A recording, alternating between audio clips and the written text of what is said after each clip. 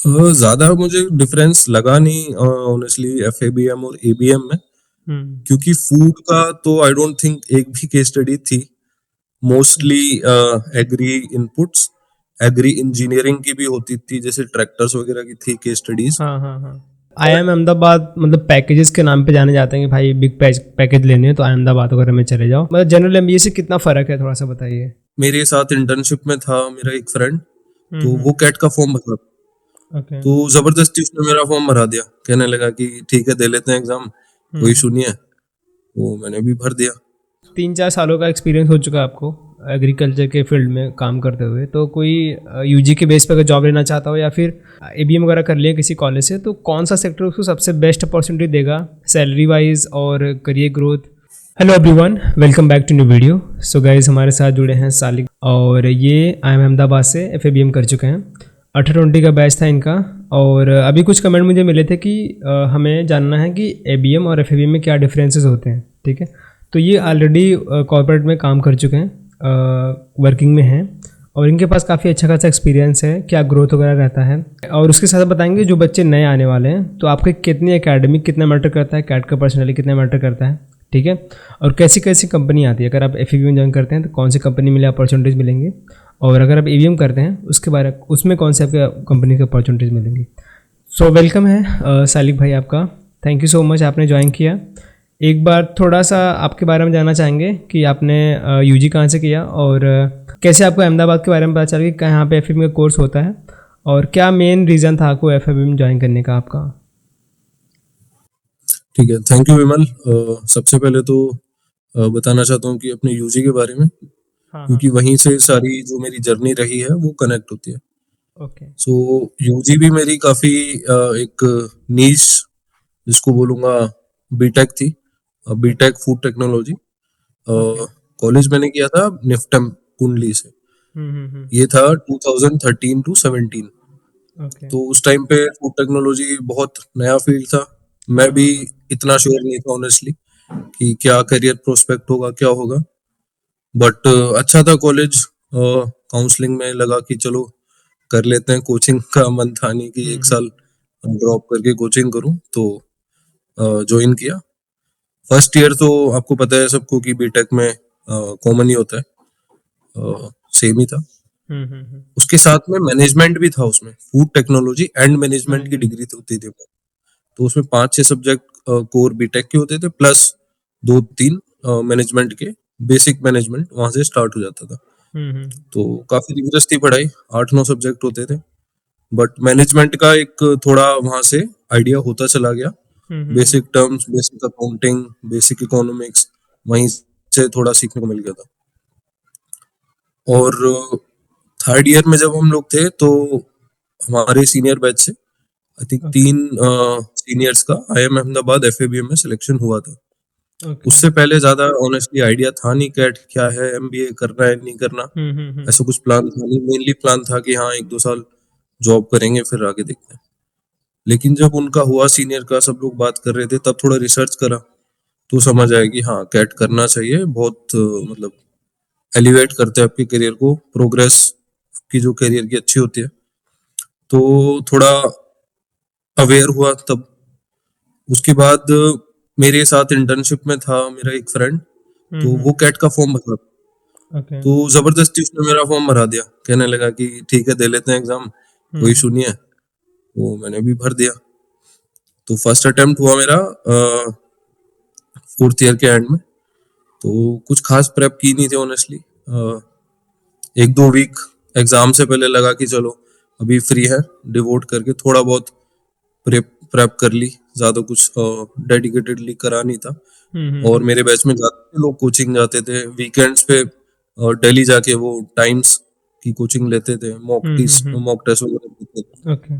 But मैंने वो किया नहीं था ऑनेस्टली। तो फर्स्ट अटेम्प्ट में ज्यादा कुछ उम्मीद थी नहीं।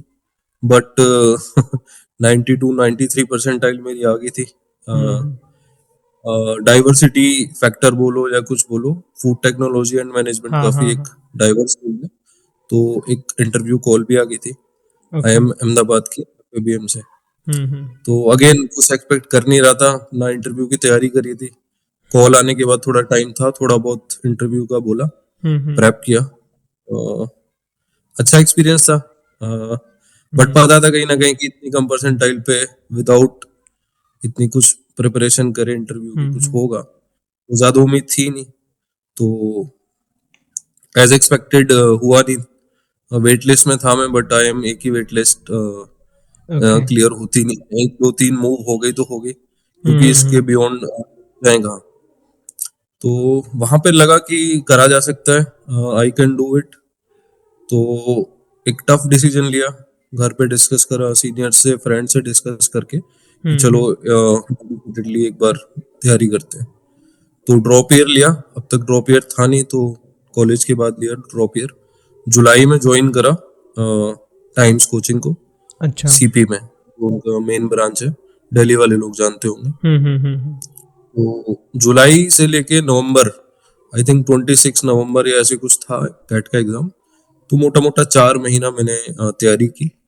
अच्छा। सिंपल स्ट्रेटेजी थी कि अ, जो अपने स्ट्रॉन्ग टॉपिक्स हैं पहले हम्म। उनको एकदम फुल प्रूफ कर दो कि उस टॉपिक से आ जाए तो आप कर ही दोगे, उसमें आपके मार्क्स नहीं कटेंगे। तो ओके। ये सिंपल स्ट्रेटेजी थी। क्वांट अच्छी थी, डीआई भी ठीक थी, आरसी में लेकिन होता था इशू। तो हम्म।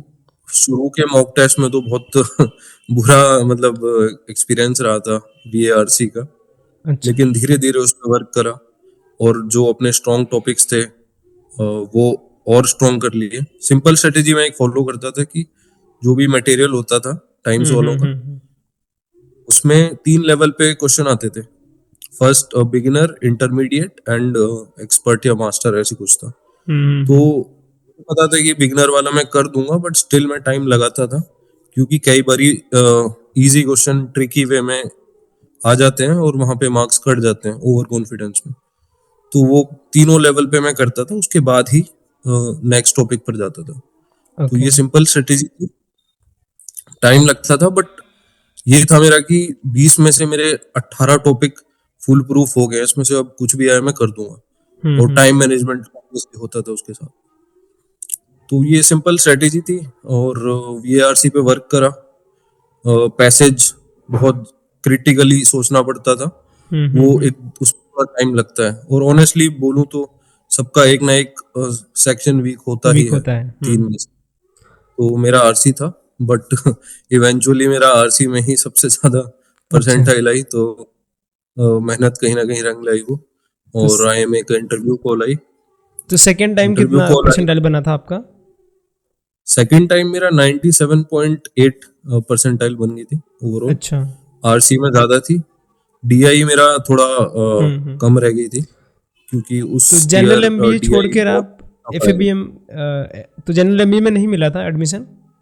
नहीं नहीं, जनरल में 97 पे कहाँ मिलेगा। 99 के वो चाहिए। पीजीपी का मुझे पता है कि अच्छा। एक दो लोग पर्सनली जानता हूँ जिनका 93 94 पर भी एडमिशन हुआ है। पीजीपी मिल गया था उनको, जनरल हाँ। एमबीए। अच्छा। बट वो बहुत रेयर केस होते हैं, डाइवर्सिटी और काफी हाँ चीजें हाँ होती है। हाँ हाँ हाँ। तो निफ्टेम में सर यूजी के बेस पे कहीं प्लेसमेंट नहीं था? प्लेसमेंट एक दो कंपनी में बैठा था ऑनेस्टली, नेस्ले वगैरह में, आईटी में, बट वहां पे हुआ नहीं था। तो ज्यादा फिर मैं बैठा नहीं स्टार्टअप्स वगैरह में। तो अच्छा। तब तो क्लियर कर लिया था अप्रैल में आते आते। प्लेसमेंट थोड़ा हम्म। लेट होती है निफ्ट में।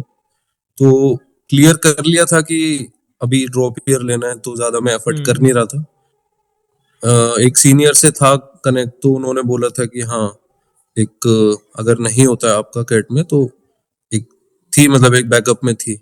तो एफ के बाद सर आपके पास कौन कौन से ऑप्शन थे कि किस सेक्टर को आपको जाना था वहीं आपको मिला है कि कोई दूसरा मिला है?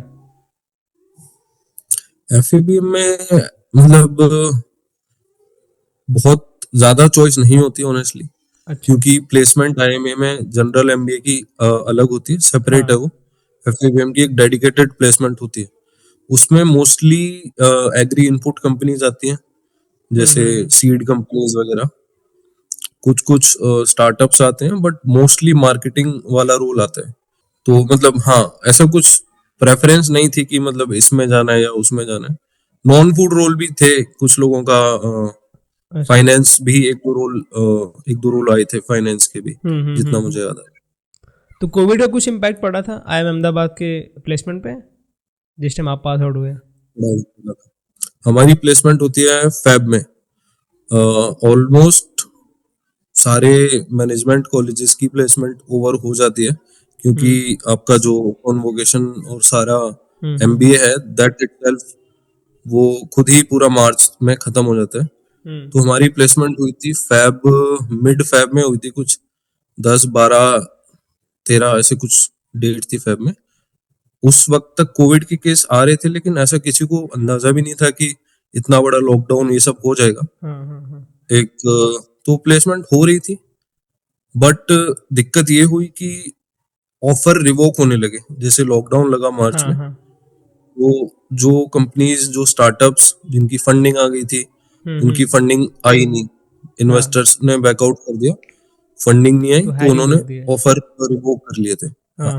तो काफी इशू हुआ था ये, तो I think across the India हुआ था। IIM अहमदाबाद, बेंगलोर, कलकत्ता, काफी लोग इम्पैक्ट हुए थे उसमें। तो आप उसी साल प्लेस्ड हुए कि उसके कुछ साल बाद? नहीं, उसी साल हो गया था, तो उस साल ही, लेकिन ज्वाइनिंग थोड़ी लेट हुई। अच्छा। जुलाई में मेरी ज्वाइनिंग हुई। प्राइम फ्रेश करके एक स्टार्टअप है। अब तो मैं स्टार्टअप नहीं बोलूंगा उसको, अभी तो 17, 18 साल हो गए उस कंपनी को। ओके। तो तब थोड़ा छोटे स्केल पे स्केल कर रहे थे वो लोग। Gujarat based company, Ahmedabad based. तो B2C वर्टिकल वो लोग स्टार्ट कर रहे थे तब जब मैंने ज्वाइन किया था। और नॉर्थ इंडियन मार्केट में एक्सपेंशन चल रहा था उनका, महाराष्ट्र गुजरात बेस्ड थी, तो नॉर्थ इंडिया में मैंने वर्क करा उनका। डिजिटल बिजनेस मैंने सेटअप करा और स्केल करा उनका, वेबसाइट्स वगैरह और ऐप वगैरह पे भी मैंने वर्क करा था उसमें। वहीं से मेरा थोड़ा एक इंक्लिनेशन मार्केटिंग और स्पेसिफिकली डिजिटल मार्केटिंग में, वहां से थोड़ा इंटरेस्ट जगा। वहां पर पता लगा कि क्या पोटेंशियल है डिजिटल मार्केटिंग का, वहां पे समझ आया।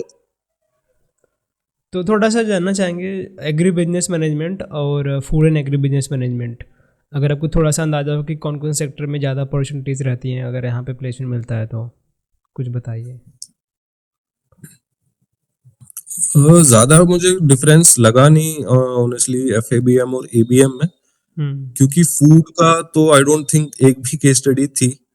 Mostly agri inputs, agri engineering की भी होती थी, जैसे ट्रैक्टर्स वगैरह की थी केस स्टडीज। APM जनरल इतना मुझे आइडिया है नहीं, बट आई डोंट थिंक ज्यादा फर्क होगा। ओके। फूड का सच कुछ था नहीं ऑनेस्टली। यहाँ पे एकेडमी मैटर करता है जितना, मतलब UG का एकेडमी कितना मैटर करता है अगर FABM में जाना हो अहमदाबाद में? तो ओवरऑल वेटेज का 10% एक कंपोनेंट है, जिसमें आपकी 10th 12th और आपकी UG की जो भी आपकी ग्रेड्स हैं उसकी एक वेटेज होती है। तो इन तीनों की मिला के 10% वेटेज है। उस वक्त पे थी 2017-18 में, अभी में भी थोड़ा बहुत चेंज कर दिया हो, बट यस एक वेटेज होती है। वर्क एक्स की भी एक वेटेज होती है। और आपका कैट स्कोर तो है ही, उसके अलावा GDPI इंटरव्यू उस सब की एक वेटेज होती है। तो ये सर अभी आप 3-4 सालों का एक्सपीरियंस हो चुका है आपको एग्रीकल्चर के फील्ड में काम करते हुए, तो कोई UG के बेस पर अगर जॉब लेना चाहता हो या फिर PG के ABM वगैरह कर लिए किसी कॉलेज से, तो कौन सा सेक्टर उसको सबसे बेस्ट अपॉर्चुनिटी देगा सैलरी वाइज और करियर ग्रोथ, और थोड़ा सा मतलब कि वहाँ पे उतना वर्कलोड भी ना हो, ऐसा कोई सेक्टर आप बता सकते हैं? तो आपके क्वेश्चन का शॉर्ट आंसर बोलूं तो जो भी MNCs हैं, अच्छा, सिंजेंटा वगैरह, वहां पे काफी एक बेटर रोल मिल जाएगा कंपेयर टू आप स्टार्टअप्स वगैरह में जाओगे तो वहां पे वर्किंग आवर्स काफी लॉन्ग होते हैं, और उससे भी ज्यादा इम्पोर्टेंट है कि आपका रोल फिक्स नहीं होता वहां पर। वहां पे आपके JD में अगर 10 चीज लिखी हैं तो जरूरी नहीं है कि वो 10 ही होंगी, उसके अलावा 5 चीज भी आ जाएंगी। और स्टार्टअप्स में हेड काउंट कम होता है लोगों का, टीम साइज छोटे होते हैं, तो आपको कई बार एक्स्ट्रा काम भी करना पड़ता है। तो मैं बोलूंगा कि एग्री इनपुट में जो भी MNCs हैं, वहां पे एक अच्छे वर्क लाइफ बैलेंस के साथ आप एक अच्छा करियर अचीव कर सकते हो, अगर आप एक एग्री बैकग्राउंड से आते हो। उसके अलावा एक और मुझे याद आ रहा है कि ट्रेडिंग कंपनीज होती हैं, अच्छा। जैसे ईटीजी होती है, हाँ ओलाम हाँ। इंटरनेशनल होता है। तो ये लोग आपको इंटरनेशनल एक्सपोजर भी देते हैं। और सर IIM अहमदाबाद मतलब पैकेजेस के नाम पे जाने जाते हैं कि भाई बिग पैकेज लेने हैं तो अहमदाबाद वगैरह में चले जाओ। तो इसमें थोड़ा सा FABM में कितने सच्चाई है कि भाई कितना मिल जाता है, कितना रहता है, और मतलब जनरल MBA से कितना फ़र्क है, थोड़ा सा बताइए। देखो, दो तीन फैक्टर हैं। कहीं ना कहीं ये बात ठीक है कि आईएमए का पैकेज अच्छा होता है, डेफिनेटली अच्छा होता है। हाँ। बट एफएबीएम की प्लेसमेंट अलग है। और जो जनरल एमबीए है, पीजीपी जिसको बोलते हैं, तो हाँ उसकी हाँ। प्लेसमेंट अलग होती है। वहां पर तो फाइनेंस और कंसल्टिंग के रोल आते हैं। हम्म। बीसीजी, मैकेंजी और सैफ पार्टनर्स, बीएसएफ, जो हम्म। बड़े बड़े फाइनेंशियल इंस्टीट्यूट्स हैं, तो वहां पर प्लेसमेंट डेफिनेटली बहुत हाई होती है। प्रोडक्ट मैनेजर वाले जो रोल होते हैं पीजीपी के, वहां पे बहुत हाई होती है, ओके। फ्लिपकार्ट, अमेजोन वगैरह। बट जो एफएबीएम की प्लेसमेंट है, वो हम्म। डिफरेंट है। और वहां पे सीटीसी जो होता है वो डेफिनेटली कम होता है। ओके। और सीटीसी के बारे में एक ये भी एक थोड़ा लेसर नोन फैक्ट है कि उसमें बहुत सारे ज्वाइनिंग बोनस वगैरह होते हैं, वन टाइम बोनस होते हैं। ओके। जैसे फिक्स आपकी, मान लो overall CTC for example let's say 30 lakh का है 30 lakhs है, हाँ। बट उसमें क्या होगा कि 5-6 लाख का ज्वाइनिंग बोनस डाल देंगे, जो कि वन टाइम होगा। ठीक ओके। है। उसके बाद आपके वेरिएबल कंपोनेंट होता है, साइजेबल हम्म। होता है। मान लो 5 लाख का वेरिएबल हो गया, फिक्स हो गया आपका 20 लाख। ओके। उस पे भी फिर आपका इन हैंड काफी कम आता है। टैक्स ब्रैकेट, टैक्स टैक्स वगैरह। कटता है, पीएफ। तो हम्म। एक थोड़ा मिथ होती है कि 36 लाख का पैकेज है, बट इन हैंड आपका आएगा 1.5 लाख, 2 लाख। तो वो एक हम्म। थोड़ा जानना चाहिए लोगों को, वरना बाद में शौक लगता है जान शौक के। लगता है कि ये क्या हो गया। करेक्ट। सही सही सही। तो ये हर एक कंपनी का ये सही रहता है कि कुछ ही कंपनी ऐसे करती हैं? मतलब डिपेंड करता है कंपनी टू कंपनी, बट कहीं ना कहीं फुल फिक्स आपको नहीं मिलता उस नहीं लेवल मिलता। पर। हाँ हाँ। फिक्स प्लस वेरिएबल तो फॉलो करती ही हैं सब, सारी कंपनी, हम्म। स्टार्टअप्स भी। हाँ, बट जो एक तरह से इन्फ्लेट कर देती हैं कंपनीज, हम्म। नाम नहीं लेना चाहूंगा मैं, बट होता है सर। होता है। ज्वाइनिंग बोनस, साइनिंग बोनस से इन्फ्लेट कर देते हैं। हम्म। दूसरा एक और पॉइंट मैं डिस्कस करना चाह रहा हूँ, हाँ हाँ। जो है कि आईएमए का एफएबीएम तो वर्ल्ड में मतलब टॉप पर आता है। टॉप पे है, हाँ। हाँ, बहुत सारी इंटरनेशनल रेटिंग्स में भी वो टॉप पर है। हाँ। तो यहाँ पे लेकिन एक ड्रॉबैक भी आ जाता है कि बहुत सारी कंपनीज है जहाँ पे अच्छा रोल है, बट वो ओके। उस सीटीसी को मैच नहीं कर पाती। तो ओके। वो क्या करती हैं, वो फिर उसके बाद जो कॉलेजेस आते हैं, जैसे हम्म। इरमा वगैरह हो गया, मैनेज हैदराबाद हो गया, वहां पे जाके अच्छे रोल वो लोग भी हाँ देते हैं। ऑफर करते हैं। हाँ हाँ हाँ हाँ। तो इस वजह से थोड़ा आईएमए में कंपनीज आने का जो एक पूल है, जो साइज है, हाँ। वो थोड़ा कहीं ना कहीं वो यूनिवर्स थोड़ा छोटा हो जाता है। अच्छा। एक दो और क्वेश्चन है, जैसे कि अगर किसी को ABM FABM करना है, एग्रीकल्चर बैकग्राउंड से है, तो ग्रोथ आप तो देख ही रहे हैं कैसा है, उसी हिसाब से जो कॉलेज है, फीस तो बहुत हाई है IIM अहमदाबाद की। उसके अलावा अगर आप सजेस्ट करना चाहें कि अगर आप 90 के आसपास हैं तो अहमदाबाद के लिए जाएं, या फिर कोई और कॉलेजेस है वो आप सेलेक्ट कर सकते हैं आपके दिमाग में? देखिए, 90 के आसपास तो मैं बोलूंगा कि इरमा और मैनेज का मुझे हाँ पर्सनली पता है कि वहाँ पे भी अ, अच्छे स्टूडेंट जाते हैं और हाँ हाँ। अच्छे रोल भी आते हैं उनको, प्लेसमेंट अच्छी हो जाती है। और फीस भी कहीं ना कहीं काफी कम है कम है। Compare to IIM Ahmedabad. हाँ एक और ऑप्शन होता है आईएम लखनऊ का, वहां पर एबीएम होता हाँ। है, but again percentile cut off high वहां चाहिए। की थोड़ी हाई जाती है। हम्म। बट एक डिफरेंस ये है आईएम अहमदाबाद और लखनऊ में कि लखनऊ में जो आपकी प्लेसमेंट है, that is with the normal general MBA. तो हम्म। वहां पे आपको एटलीस्ट चांस मिल जाता है, आपका सीवी एटलीस्ट जाएगा। हम्म। किसी आपकी कोई ड्रीम कंपनी होगी, कंसल्टिंग कंपनी हो, या हम्म। अगर आप फाइनेंस रोल में भी स्विच करना चाहते हैं, तो वो एक ऑप्शन आपको वहां पर मिल जाता है। तो एक वो हम्म। भी एक फैक्टर होता है। बट ऑब्वियसली अगर आपको ब्रांड देखना है, तो आईएम अहमदाबाद तो एक बड़ा ब्रांड है ही डेफिनेटली। बिजनेस वगैरह स्टार्ट करना है तो कितना एक्सपोजर मिलता है अगर आप बड़े कॉलेज में हैं तो? डेफिनेटली एक एडवांटेज होता है अगर आप किसी बड़े कॉलेज से आते हो तो इन्वेस्टर आपके साथ बात करेगा, सुनेगा आपकी बात, और कहीं ना कहीं उनको एक फेथ भी होता है कि हाँ भाई ये बंदा निकाल लेगा, मेहनत कर लेगा, हार्ड वर्क कर लेगा। आईएम अहमदाबाद सिर्फ आपको एक ब्रांड नहीं देता, आपको एक वर्किंग कल्चर भी वो सिखाता है। बहुत ज्यादा एफर्ट लगता है फर्स्ट ईयर में, इनफैक्ट बहुत शायद सारे ही एमबीए कॉलेजेस में लगता है। बट एक जो फर्स्ट ईयर अगर आपने निकाल लिया, एक रघुराम राजन सर की एक फेमस कोट है अच्छा। कि if you can survive first year at IIM Ahmedabad then you can survive anything. तो वो जो एक हार्ड वर्किंग वाला जो एक मेंटेलिटी आ जाती है, उसके बाद आपको जॉब स्टार्टअप ये काफी इजी लगता है।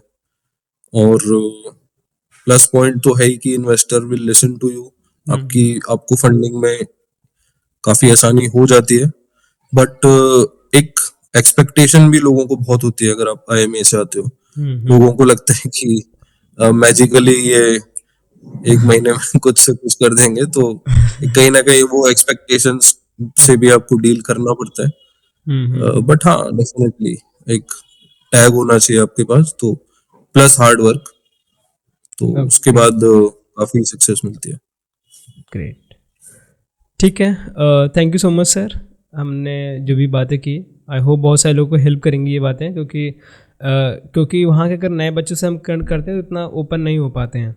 और अगर किसी को करंट का पर्सनैलिटी वगैरह जानना है, हालांकि सर ने बताई थी 95 प्लस वगैरह चाहिए आपको, एकेडमी वगैरह अच्छा चाहिए। ठीक है, सर को बोलने का राइट। मतलब था कि आपको प्रॉपर ये चीज़ें मिल पाएँ जो वहाँ पे वर्किंग कल्चर वगैरह है, कैसा प्लेसमेंट वगैरह होता है। ठीक है, तो once again thank you so much sir, आपने आपका टाइम दिया।